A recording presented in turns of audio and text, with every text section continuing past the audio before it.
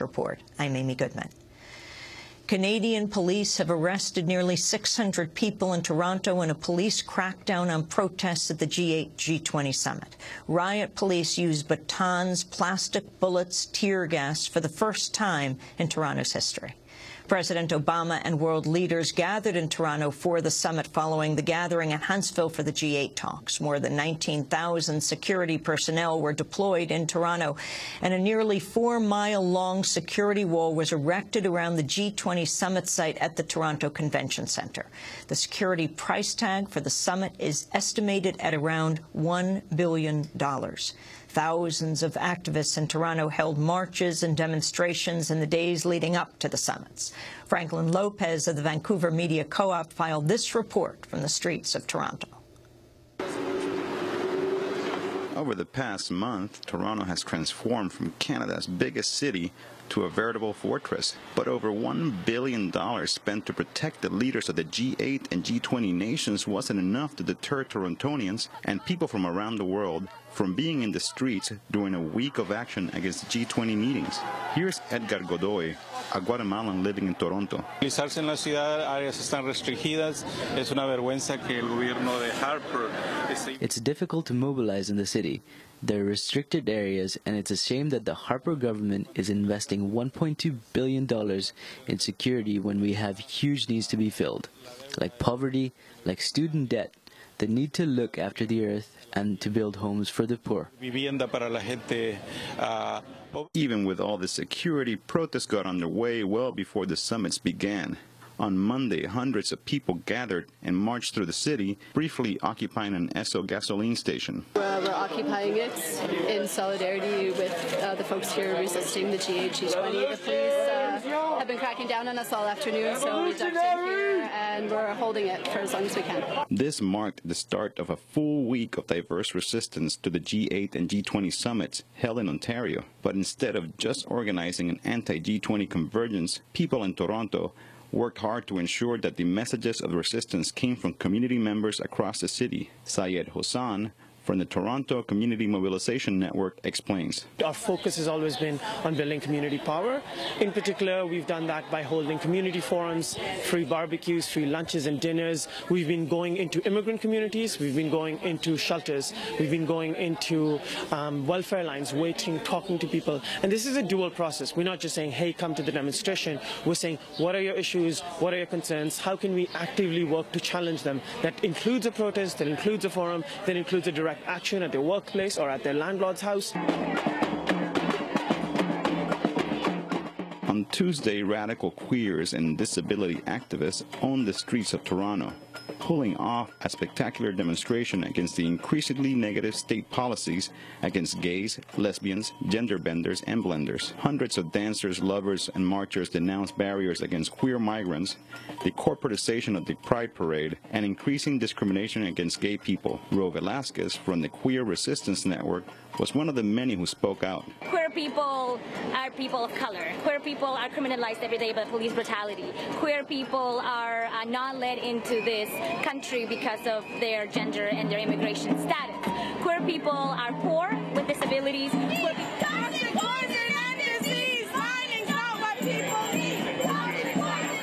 The next morning, crowds led a toxic tour of Toronto, stopping along the way to speak out against the banks and corporations wreaking environmental and climate havoc around the world. One of the key targets of the march was the Royal Bank of Canada, a major financier of the Alberta tar sands. Here's Mel Basil from the Wet'suwet'en Nation. Right now we're organizing against pipelines that propose to cross our territories to Kitimat from Summit Lake.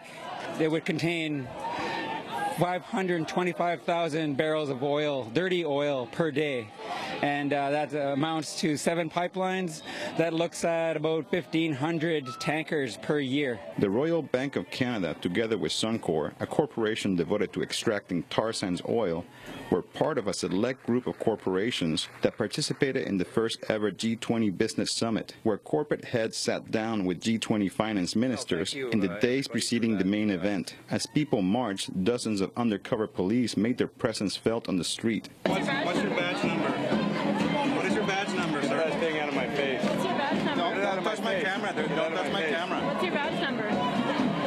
Get that out of my face. Demonstrations continued to grow as the week went on. On Thursday, people gathered on a march led by indigenous peoples and followed by thousands of supporters. Art Manuel from the Secwepemc Nation explained why indigenous people are resisting the G20. They're talking about how they're going to consolidate wealth and power for their own countries and the companies that exist in them, and we're not for that. What we're for is for more locally based, recognized economies. As the march snaked through the city of Toronto, crowds chanted "No G20" on stolen native land, reminding passers-by that the city is built on the territory of the Mississauga people. Friday, as GA presidents sat down in Huntsville, Ontario, over 4,000 people from all over Toronto came out for a march called Justice for Our Communities. Police attempted to enforce mandatory searches and to prevent those attending the march from bringing in picket signs and banners.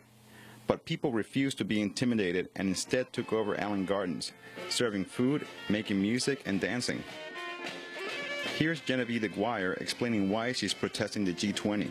I think that what G20 symbolizes is the control and power and decision-making of the matrix of control that exists at these high-level meetings, whereas real information, the cultural, linguistic information, for example, that the deaf community has, a culture that's outside that matrix of power, it's never going to get into the matrix until the matrix is taken down. Organizers rejected Toronto's claim to being the most diverse city that's ever played host to the G20, and instead highlighted racism and discrimination in Canada. Organizer Mohan Mishra explains. Canada's trying to trumpet its diversity as a good thing for the G8 and G20, but when you actually look at what diversity means, when you look at the way that, for example, immigrant women of color earn 44% less than a white man, when you look at the poverty in immigrant communities right here in Toronto, we can see behind that diversity to the way that people of color, marginalized communities, poor people are really treated here in Canada. As the party moved from the park to the streets, riot police made their presence felt and tensions rose.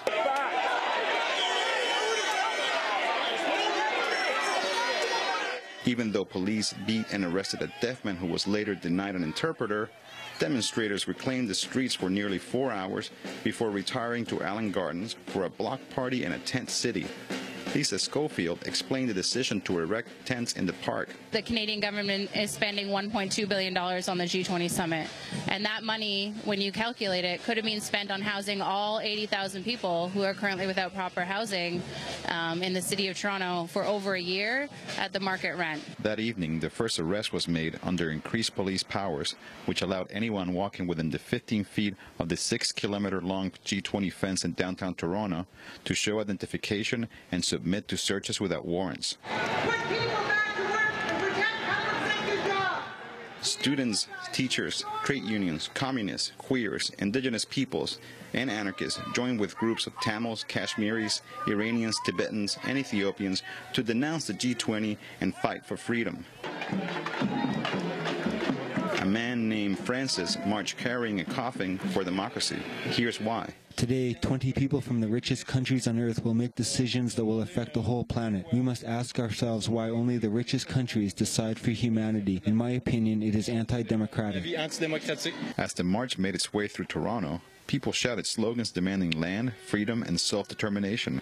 Marcher Ulises Garcia explained the long road of struggle that led to the mobilization. They are creating mechanisms to take our natural resources away from us. This has been going on for 500 years, and now it happens with even more agility. Partway through the permitted march, a contingency of at least 1,000 kept their promise to break away and head towards the G20 fence.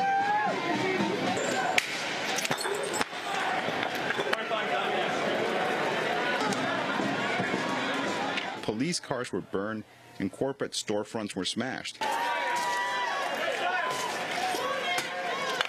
Hip-hop artist Illogic explains. We're not targeting people, we're targeting property. No people were targeted or hurt, only corporate property. No small businesses, just the corporations who are killing our planet. And that's the important thing to remember. It's not violence. They are the violent ones. In the hours that followed, demonstrators who gathered at Queen's Park, a designated free speech zone, were violently arrested by riot police and police on horses. In this clip, independent journalist Brandon Jordan is beaten down by riot cops. No, no, no. Get up, get up, get up, get up, get up, get up.